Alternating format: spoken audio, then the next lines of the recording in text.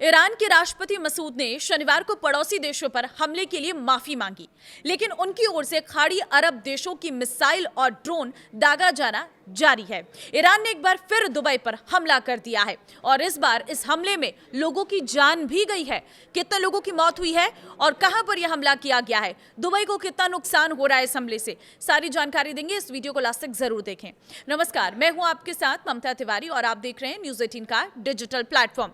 Dubai की सरकार ने इस घटना की पुष्टि करते हुए कहा है कि एयर डिफेंस सिस्टम ने आने वाले प्रोजेक्टाइल को सफलतापूर्वक रोक लिया था, लेकिन मलबे के गिरने से मरीना में एक टावर के बाहरी हिस्से को नुकसान हुआ है। दरअसल यूनाइटेड अरब अमीरात के अधिकारियों ने बताया कि दुबई में एक मिसाइल के हमले के दौरान गिरे मलबे से एक व्यक्ति की मौत हो गई है। दुबई मीडिया कार्यालय के मुताबिक मृतक एशियाई नागरिक था और खाड़ी के इस प्रमुख शहर के अल बरशा इलाके में गाड़ी चलाते समय उसकी मौत हो गई है।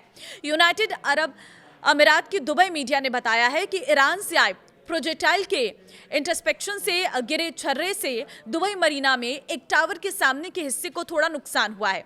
उसका मलबा टूटकर गिरा है और ये इलाका कई लग्जरी ऊंची इमारतों वाला है।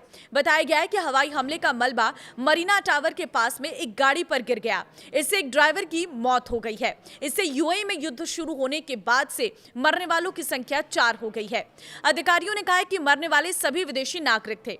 दुबई सरकार के आधिकारिक मीडिया हैंडल ने एक्स पर लिखा है कि अधिकारियों ने पुष्टि की है कि एक सफल अवरोधन के परिणाम स्वरूप उत्पन्न मलबे के कारण दुबई मरीना में एक टावर के सामने एक छोटी सी घटना हुई। स्थिति पर काबू पा लिया गया है। इससे पहले यूएई के रक्षा मंत्रालय ने एक्स पर एक पोस्ट में कहा था कि हवाई सुरक्षा वर्तमान में ईरान से आने वाली मिसाइल और ड्रोन खतरों का जवाब दे रही है। बता दें कि ईरान के राष्ट्रपति मसूद ने शनिवार को पड़ोसी देशों पर हमले के लिए माफी मांगी, जबकि उसकी ओर से खाड़ी अरब देशों की ओर मिसाइल और ड्रोन दागा जाना जारी है। इससे संकेत मिलता है कि तेहरान के राजनीतिक नेतृत्व का ईरान के सशस्त्र बलों पर पूर्ण नियंत्रण नहीं है। पेजेशियान ने अमेरिकी राष्ट्रपति डोनाल्ड ट्रंप की बार बार की आत्मसमर्पण की मांग भी खारिज कर दी है। वो 28 फरवरी को हुए हवाई हमले के बाद युद्ध शुरू होने और ईरान के सर्वोच्च नेता अयतुल्लाह अली खामेनी की मौत के बाद से ईरान की देखरेख करने वाली त्रिपक्षीय नेतृत्व परिषद के एक सदस्य हैं। उन्होंने इस संदेश इस संघर्ष के पूरे क्षेत्र में फैलने के ठीक एक हफ्ते बाद दिया है। इस संघर्ष से वैश्विक बाजार और हवाई यात्रा प्रभावित हुई है और ईरान का अपना नेतृत्व सैकड़ों इजरायली और अमेरिकी हवाई हमलों से काफी कमजोर हो गया है। ये संदेश पेशेवर प्रसारण उपकरणों के बिना जल्दबाजी में रिकॉर्ड किया गया प्रतीत होता है। ये एक बार फिर इस बात को रेखांकित करता है कि ईरान के नेताओं का अपनी अर्धसैनिक रिवोल्यूशनरी गार्ड पर सीमित प्रभाव है, जो इजराइल और अन्य देशों को निशाना बनाने वाली मिसाइल को नियंत्रित करता है।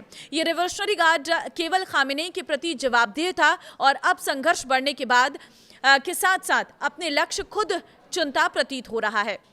पेजेशियान के संदेश के तुरंत बाद ट्रंप ने शनिवार को सोशल मीडिया पर एक पोस्ट में चेतावनी दी है कि युद्ध में और भी ईरानी अधिकारी निशाने पर आएंगे। उन्होंने लिखा है कि आज ईरान पर जबरदस्त प्रहार किया जाएगा।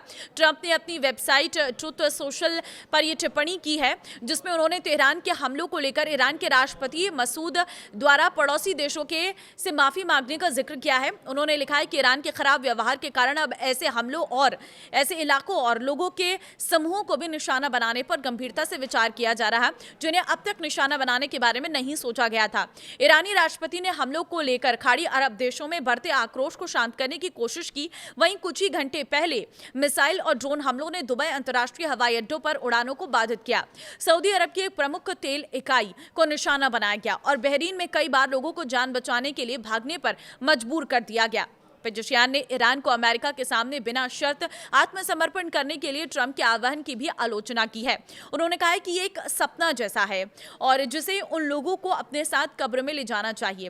पेजेशियन ने कहा है कि मुझे उन पड़ोसी देशों से माफी मांगनी चाहिए जिन पर ईरान द्वारा हमला किया गया। अब से उन्हें पड़ोसी देशों पर हमला नहीं करना चाहिए और ना ही उन पर मिसाइलें दागनी चाहिए जब तक वे देश हम पर हमला ना करे। मेरा मानना है कि हमें इस समस्या का समाधान कूटनीति के माध्यम से करना चाहिए। देखिए, एक तरफ तो पेजेशियन ये कहते हुए नजर आ रहे हैं, लेकिन दूसरी तरफ अगर हम देखें तो हमले लगातार हो रहे हैं और दुबई को लगातार टारगेट किया जा रहा है। अब देखना होगा कि ये लगातार हुए हमलों में दुबई को कितना नुकसान होता है और इन हमलों का किस तरीके से जवाब दिया जाता है। हालांकि अभी भी वॉर की स्थिति लगातार जारी है। इजराइल और अमेरिका मिलकर ईरान पर हमला कर रहा है, ईरान के हर मिसाइलों को जवाब दे रहा है, क्योंकि कल ईरान ने जिस तरह से इजराइल पर एक एक करके कई मिसाइलों से हमला किया, तो इजराइल भी पूरी तरह से तैयार बैठा हुआ है और इस युद्ध को अब रोकने की कवायद भी लगातार शुरू हो गया है। कई देश इसमें इन्वॉल्व हो चुके हैं, लेकिन ये युद्ध अगर बढ़ता है तो इससे काफ़ी ज़्यादा देशों को नुकसान होने वाला है, क्योंकि इस युद्ध में कई लोग मर रहे हैं, कई बिल्डिंग्स तबाह हो रही हैं और जो आर्किटेक्चर है उससे काफ़ी ज़्यादा नुकसान हो रहा है। फिलहाल आपको क्या लगता है, ईरान की तरफ से क्या बदले की आग में अभी इस वॉर को और आगे बढ़ाया जाएगा? मुझे कमेंट में अपनी राय जरूर दें। नमस्कार।